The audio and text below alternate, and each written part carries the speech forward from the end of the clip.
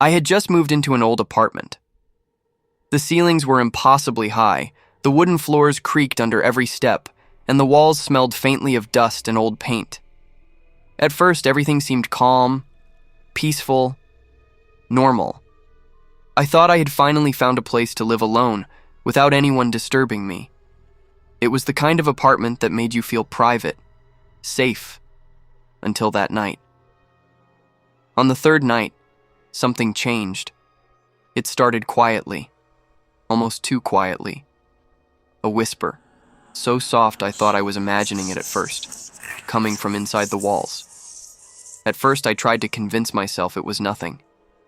Maybe it was the neighbors. Maybe the wind rattling the old windows. Maybe just my imagination. But then I realized it was saying my name.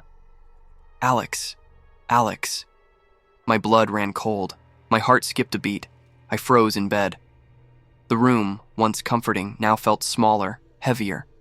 I pressed my ear against the wall, and I swear I could hear breathing, slow, deliberate, like something was alive behind the plaster, watching me. I flicked on the light. Nothing. The furniture, the curtains, the floorboards, everything looked normal. But I couldn't sleep. I stayed awake, listening, staring at the dark corners of the room, waiting. The whisper returned the next night, louder, closer, more confident, sometimes soft, sometimes urgent, sometimes laughing. I tried recording it on my phone. I pressed record and sat against the wall, heart pounding, waiting for hours. But when I played it back, only static. No whispers, nothing. Just dead, empty noise. The days passed. Shadows began to appear in the corners of my eyes, shapes I couldn't explain. Always there, always watching. My apartment didn't feel like mine anymore. It felt like it belonged to something else, something patient, something hungry. I asked a friend to stay over, hoping someone else could confirm I wasn't going insane.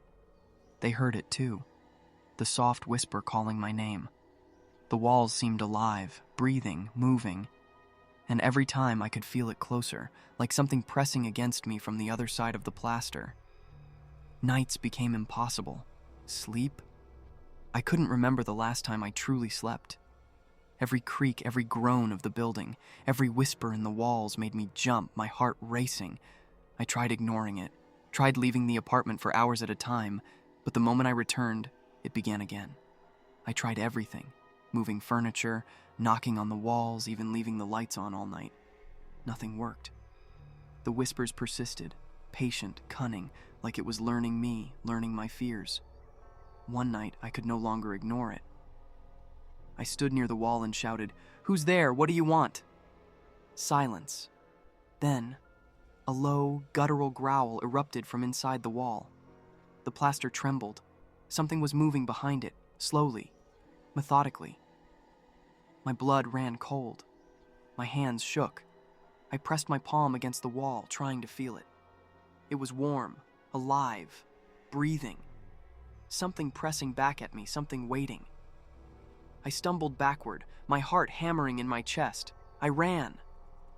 I didn't stop until I was outside, standing in the street, gasping for air. I never went back. Not for my things. Not for anything. Even now, late at night, I hear it. A faint whisper in a quiet room. Alex. Alex. I can still feel its presence, like it's always there, waiting. The apartment, it still stands empty. The walls still remember. Sometimes I wonder what would have happened if I hadn't run. If I had stayed, would it have taken me completely? And sometimes I can't help but feel it followed me, even here, outside that apartment. The last time I heard my name whispered in the dark, it wasn't just a whisper. It was layered with my own voice, speaking words I hadn't said in years. You can't leave. I froze. My blood ran ice cold. It wasn't just a whisper anymore. It was alive. It had learned me. It had studied me. And it was patient. I left my apartment keys in the street that night and never returned. I warned friends, family, anyone who would listen. But even now, I can't stop hearing it. the faintest echo of my name. And I know that the walls are still there, watching, waiting, patient. Apartment 404, never returned. Sometimes when I pass an old building or a darkened hallway, I feel that same presence, and I hear it softly, just enough to make my skin crawl. Alex, Alex. And I know, it's still waiting.